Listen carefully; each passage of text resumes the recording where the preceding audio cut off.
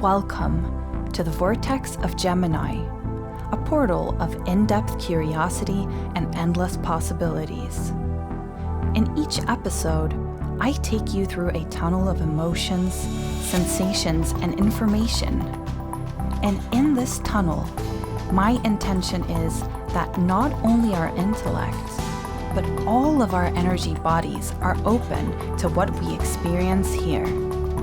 The mental, physical, emotional, and spiritual body. Try listening with all of them and see what gets activated within you. I'm your host. My name is Paulina, and I'm a 4/6 human design manifester ready to activate people.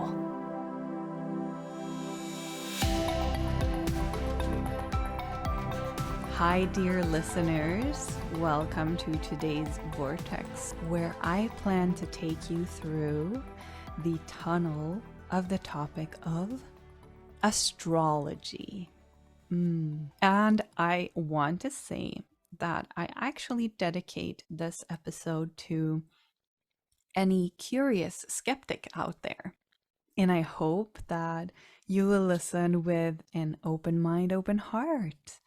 And maybe you'll discover how you can play around with astrology to discover different parts of yourself. I just want to start with a short history segment first. The origins of astrology is a little bit fluffy, a little bit diffuse, because it used to walk hand in hand with astronomy and with philosophy, also with alchemy. All of the sciences were sort of hand in hand. They went together. So according to the oldest existing and updated and recorded encyclopedia, it's called Britannica, astrology started off as something inseparable from astronomy. And it happened in Mesopotamia, which was I think it's in Iraq, near Baghdad. And it happened around the 3rd millennia before Christ. And from there, it spread to India, Greece, and Islamic culture as well. And I think also that it spread to China. But China adopted their own sort of astrological system with different kind of animals as a base. And they also include the alchemy elements like wood, fire, water, metal, etc. And in there is incorporated yin, yang. Like there's a lot of symbolic stuff that I would actually like to explore one day. I know that in Chinese astrology, I think I'm an earth dragon, but I couldn't tell you what that means.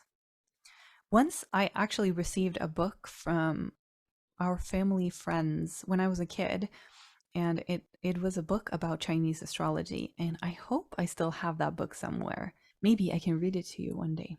So the Babylonians were in Mesopotamia, and Babylonians were known for their great astronomers. They actually introduced the concept of a zodiac. So what a zodiac is a sequence of constellations. So constellations, figures of stars in the sky, through which the sun and the planets move. And this sequence, it could be measurable in celestial time if you divide them into equal segments. So it turns out that they chose 12 segments for this. All of the segments had names of different animals. And somewhere along the line, astronomy and astrology are split, and we don't really know where. And the cool thing is that astrology actually survives because common men and women use it to foresee their future. They use it in fortune telling, so it's used among ordinary people just with word of mouth, basically. And I think it's so cool, these kind of grassroots things that happen without there really being structure. of it because people are really interested in it, you know? I think it's why it survives. In modern times, this fortune telling element is actually fading away a little bit because that's not what we use astrology for nowadays. So, as we heard in the historic events, the zodiac was born from astronomy, and the 12 segments, sequences, they are constructed, and it's a circular map of the sky at a specific time. So, with this map, you can see where each planet of our solar system, including the sun and the moon, is located at that specific time. In what sequence are they located? So it can be used to measure time. It can be used to measure where they are. And these sequences, I want to call them pie pieces because it's easier to get the image in your head of what it looks like. So it's a circle with pie pieces, 12 of them, and each pie piece is represented by this certain constellation. So, as one of my favorite astrologers taught me, this map is actually what we see from standing on the earth. So it is from the point of view of the earth. Now, this is the logical parts, obviously, of astrology. Anyone can understand that. It's measurable, no big deal. And then we have the common perception of what is astrology. Like, what do people on the street answer? What would you answer if you get this question? I bet a lot of people would say, oh, my zodiac sign is Aries or Taurus. This is who I am. Or someone else might say, oh, that's a load of crap because it's not tangible for them.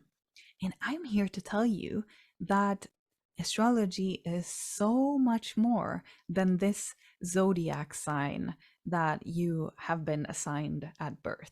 So I'm a Cancer, so the crab, it's actually your sun sign. Maybe you've heard about that. It is where the sun was located on this zodiac map when you were born. It was located in the sign of Cancer in my case.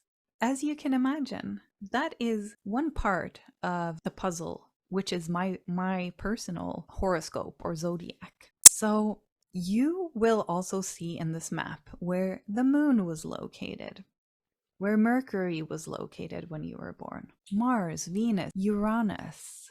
So Cancer, for example, you might know that it stands for arts and being creative, loving the home, making things cozy, feeling safe, taking care of others, a really caring archetype.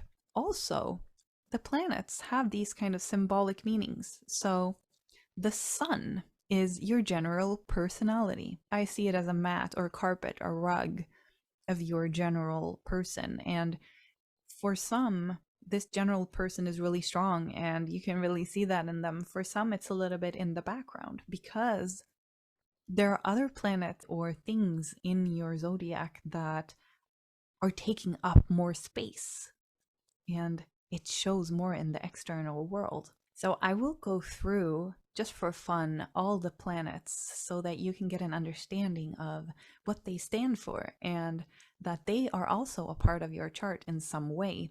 And depending on which sign they were in, that's the energy that you have in that planet. So let me break it down to you.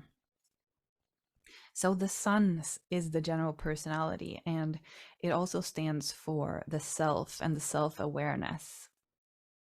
Then we have the moon, and that's a really interesting one because it's your inner life, it's your emotions. So you know how some may say that, oh, I don't really recognize myself in my sun sign. Well, it may be, one of the reasons may be because you recognize yourself in the moon because it's your inner life.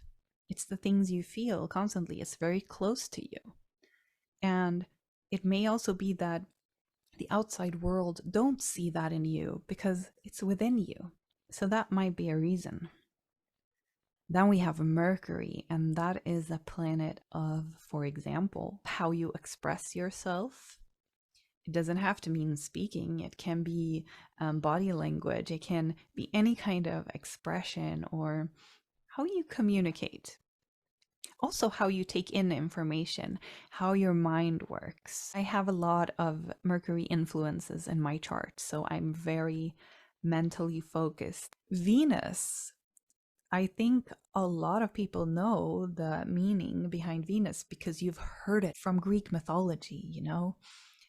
So it stands for love and beauty and also money. Then we have Mars, and it stands for action, assertiveness, and also aggression. It's a very active planet. And Jupiter, it is a very expansive planet. Wherever Jupiter shines, it expands something. And it also stands for luck, opportunity, optimism. Saturn is next on the line, and Saturn is the father figure. It is borders, structures, responsibility, routine, anything that you can box in.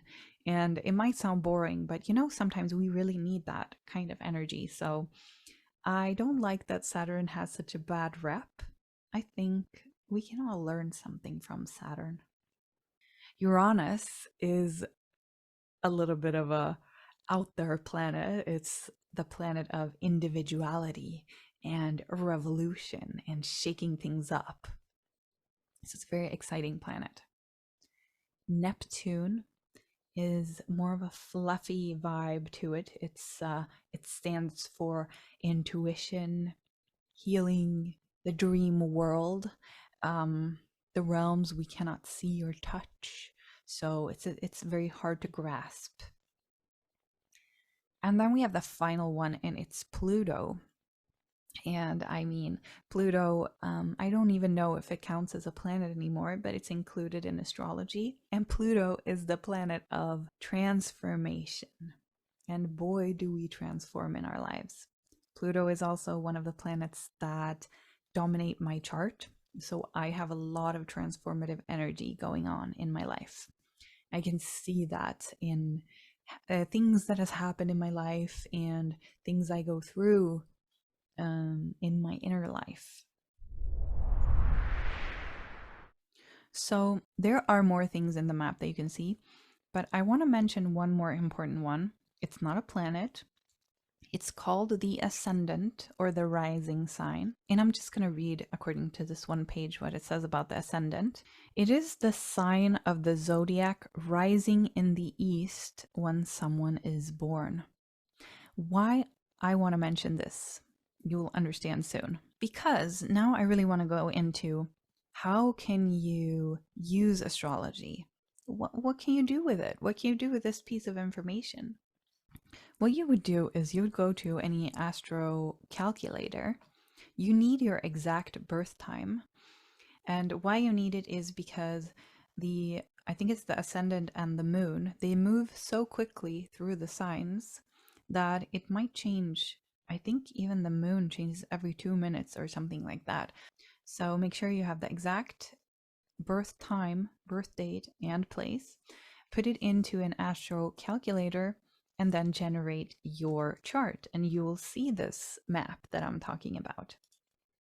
So how can you use this information? Well, let me tell you. There are a lot of planets to go through, but what I want to focus on is the big three.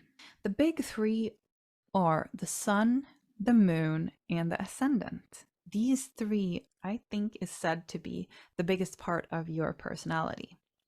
At least for people who are new to astrology, it's really digestible to have three things to look up. So, you know, the sun, the general personality, the self, the moon is the inner life, the emotions, and the ascendant is your personality that others see in you, that is expressed externally. And I've also heard that this part of your personality comes forth more after 30. And like even more. I think it's present before that as well. Now, I want to give you an example of what this can look like by using my chart and by telling you my big three. So, I have a sun in Cancer. So, my general personality is, I guess, caring in my own kind of way. Very artistic. I love anything craftsy and I love playing music. I love painting, drawing. I mean, you can be creative in so many ways, not just the artsy ways, but I like all the ways. And what else? I love my home. Oh, I bathe in my home. I like to make it cozy and yeah, I like to feel safe in my home. It needs to be of top priority. I need to be able to retreat somewhere after a difficult day. My moon is in Pisces. So I just want to mention that Cancer is the water element. So we have four elements, and all these constellations are divided into these elements. So we have Cancer in the water element, and that is a more of a emotional and fluid element, very emotional. Now, I have my moon in Pisces, which is also a water element sign. And Pisces is one of the most sensitive signs, one of the most borderless. And I really, really see this in my emotional life. I feel like I'm just floating around in different kinds of emotions, and it all comes naturally to me. It's not something that I decide, it just happens. And maybe if you would be put in my body and feel what I'm feeling, you would maybe freak out. But to me, it's completely natural. Like I follow the waves of my emotions. And Pisces is also has humor. So, even if I'm sad, if I'm feeling bad, I've identified that I'm still happy. Like during, like I can still pull a joke, even if I have fever, like really high fever, and I'm just laying there, like sweating and feeling really terrible. You bet that I'm going to crack jokes and smile and cry and smile. So I just see that as very, very Piscean. They're also highly intuitive, both Cancer and Pisces. So I really feel that I have my antennas out. I pick up so many signals, which is why it's so nice for me to retreat to my home. And then we have my ascendant, which I've really felt after 30 more. And that is in Sagittarius. Now, Sagittarius is a fire sign. So in my big three, I have two water, one fire. Sagittarius is the expander, it's the philosopher, it's the one that wants to constantly learn and soak up cultures, facts, whatever, feelings, just learn things and expand from that. And it's also a really adventurous sign, an optimistic sign. This is something that I'm almost known for, at least with my family.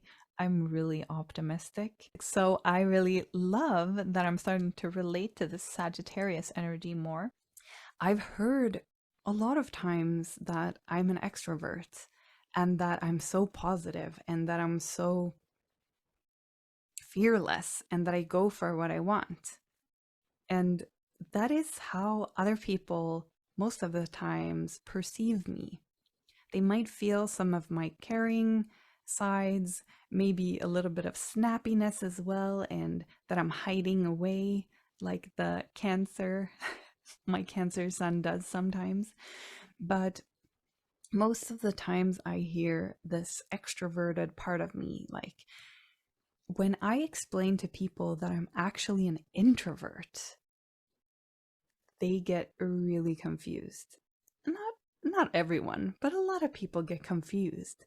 They're like, but you're so outgoing, you're so happy and bubbly and mingling around with people. And to that, I've understood that my Sagittarius ascendant acts in that kind of way. It likes people, it likes learning, it likes the dialogue, and I get really happy from people. But that's not where I get energy from. When I've had a period of being around a lot of people and being super, let's say, extroverted, the introvert in me really needs a long rest afterwards. And that can mean, like, if I've been around people for one day, it could mean 3 or 4 days without people. The Sagittarius got to take up the stage and do its thing, but then the basic needs of the fish and the crab then starts pulling the Sagittarius, like, hey, you've used enough energy now. We need to retreat. We need to collect our emotions. We need to breathe. We need to take care of something in the home, not be so much up in the brain. Use your hands, cook some food. And as you can hear when I'm talking about these things, I'm playing with it. It's not like I take this in a bloody serious way. Sometimes I can, but it's not like I see this as facts. This is something that I use as a tool to identify how I'm acting and behaving and just observing myself from a different lens. And this is what I use astrology for. And I think this is what a lot of people use astrology for, to see like where these kind of archetypal energies are located within you. And for those of you who don't know what an archetype is, it's basically the core energy of human behavior that has been identified. So I bet there's a lot of archetypal energies out there. One example that I usually talk about is the archetypal energy of the hunter. We all have the hunter within us somewhere. Maybe for some it's more hidden. And the hunter doesn't necessarily mean hunt for food. I mean, we all need food. We're all hunters in that sort of way. We will all go and grab something to eat. But what you can look at more is, for example, where am I hunting? Am I hunting for knowledge? If your life is standing still, you feel like everything is stagnant, you can start looking at this. Am I hunting for new information, new inspiration? If not, then maybe the hunter needs to come forth to start hunting, start looking, start exploring, and attacking things in a good way. I actually have a really cool oracle deck. If you don't know what an oracle deck is, it's sort of like a deck of cards. It is a deck of cards. And this specific one is called The Wild Unknown Archetypes by Kim Krantz.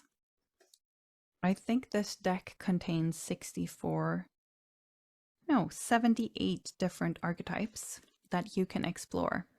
And I really like playing around with this. What I usually do is I draw a card from this deck. And let's say that I got... Here we have the mother, actually. Let's take that as an example. So I'm going to read a little bit from this book to see what Kim Krantz has to say about the mother archetype. The great mother, the feminine, the source. We begin our archetypal story with the mother's love. Through her sensual, fertile, and life-giving energy, all creation takes form. Regardless of our birth story, each of our hearts beat for the first time in the warm womb of the mother, where she offered resources from her body for the building of our own. The mother both nurtures and prohibits growth. She gives, yet clings. She creates, yet restricts. Amid this complex energy, the mother holds the key to the eternal challenge of love. And what's good about this deck is that Kim Krantz, in each archetype, she includes some poetry or song related to the archetype. She also has a section in the bottom where it says when light and when dark, meaning the light side and the shadow side. So the mother here has a light side of when the light side appears, it's glowing, generative, creative, and nurturing. And when the dark side of the mother appears, it's dim, exhausted, controlling, and limited. And here we can start exploring this archetype. Even if you're a man, you can see the mother archetype within you. If you feel exhausted or controlling, how can you generate more creativity, nurturing within you? And the mother, where would I put it in the zodiac? I would actually put it in Taurus or Cancer, the sign of Taurus and Cancer. And that means you could potentially look up, where do you have Cancer in your chart and where do you have Taurus in your chart? So I'm really using astrology in this way. I'm playing around with archetypal energies, and I'm seeing where they are located. Now, in the circle, in the pie pieces, you will see that you have different planets. Maybe you have like 3 planets in one pie piece. This pie piece is called a house. And that means that this house has a significance in your life because there's so much energy, there's so much different planets in there. So you can actually start analyzing, okay, what does that mean?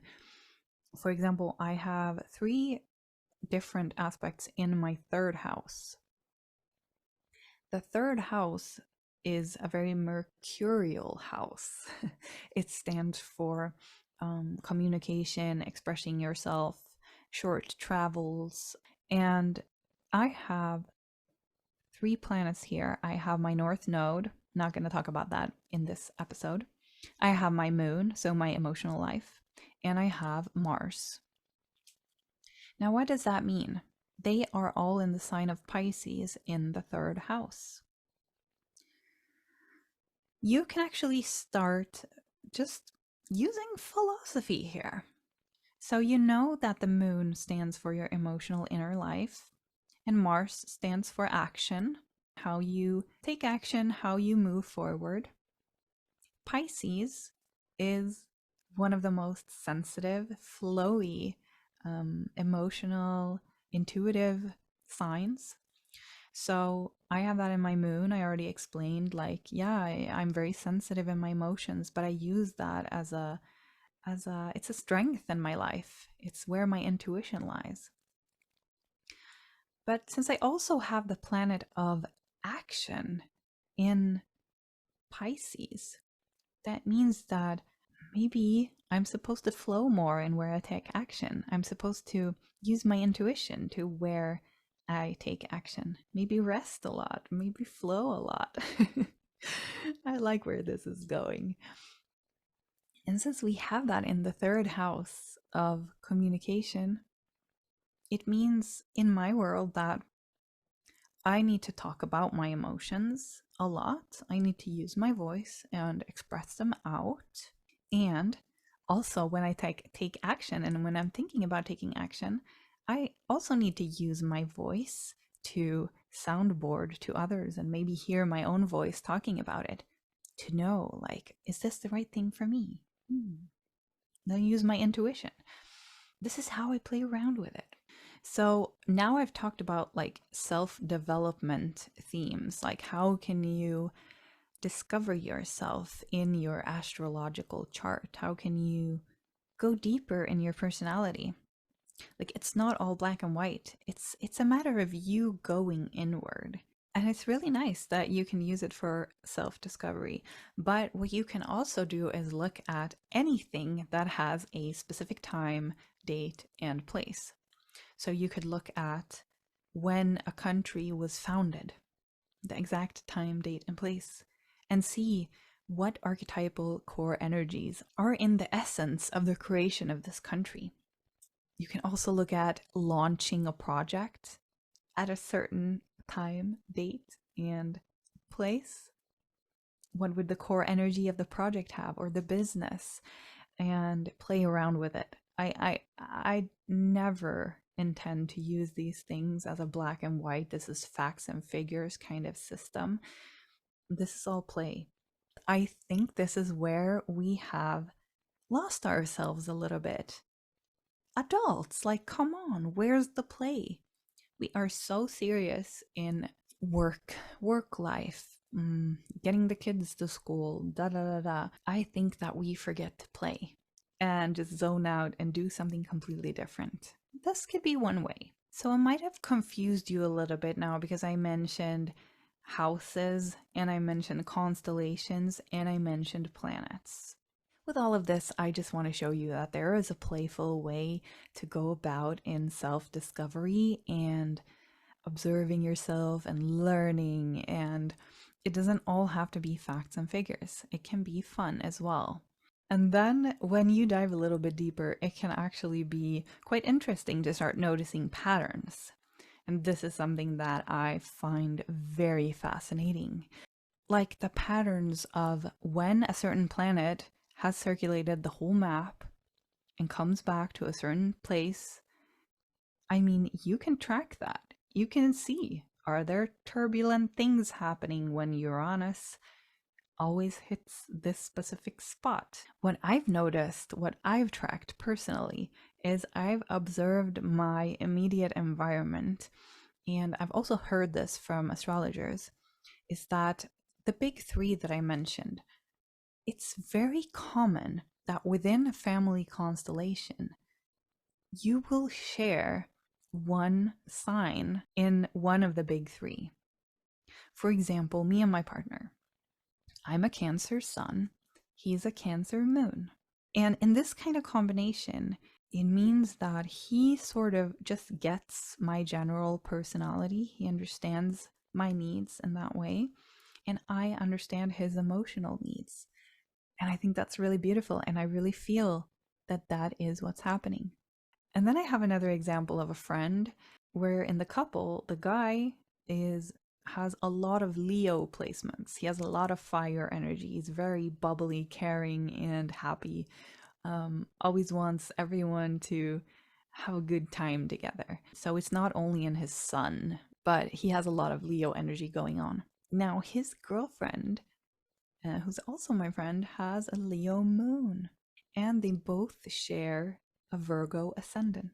So their energies are completely aligned. And then you know what? Their little daughter, Virgo moon, Leo ascendant. So it's super cool to see this in family constellations. It doesn't have to be like this. You can still love a person without sharing the big three together, but it's a very common thing to see. And this makes it so fun. It makes it trackable, it makes it relatable, and you can see how these core energies are pulled together and attracted to each other. Now, I hope that all of this has made you think about this sun sign, that it's not the whole picture.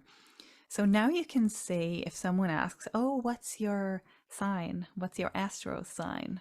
You can name drop your big three and tell them that your sun sign is not your entire personality. There's more dimension to it. And even with what I've mentioned today, there's even more dimension. Like you can go so deep.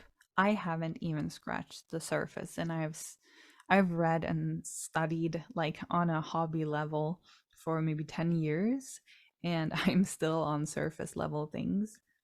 But you can go into aspects between different planets. Like there's a thing called a square. So maybe you have your sun square with Pluto in the chart, meaning that there's a little bit of a tension between your sun and Pluto. So, your general personality and transformation.